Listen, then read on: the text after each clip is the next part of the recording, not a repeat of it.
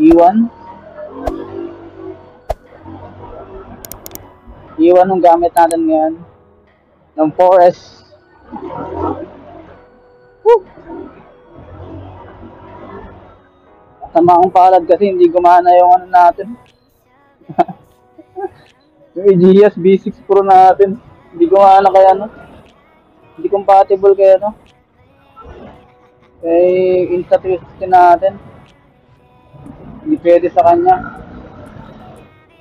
So, si Forest E1. Siya lang yung ano. Gumana kaya ano.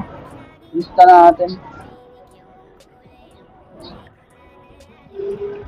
Sino pa yung may pagka taas ang price, yung pa yung di gumana.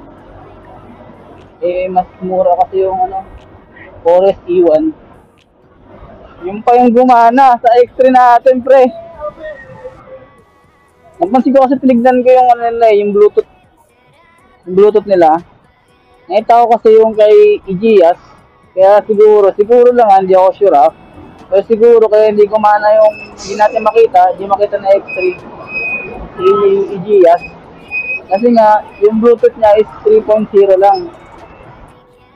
Possible kaya hindi siya nagana dahil nga mababa yung ano niya, Bluetooth 3.0. Eh si Forest X1 natin, naka 5.0 to. Naka 5.0 yung Bluetooth niya. Kaya siguro mas compatible siya kasi mas mabilis-bilis yung Bluetooth. Si Diaz kasi ano, 3.0 lang.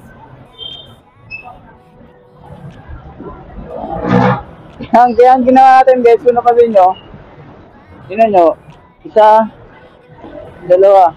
So nakadalawang intercom tayo, no? Itong Aegis natin, para to kay ano, kay OBR. Para kay OBR yung Aegis natin. Itong Forest X1 naman natin, ito naman na para kay X3. Sa Insta.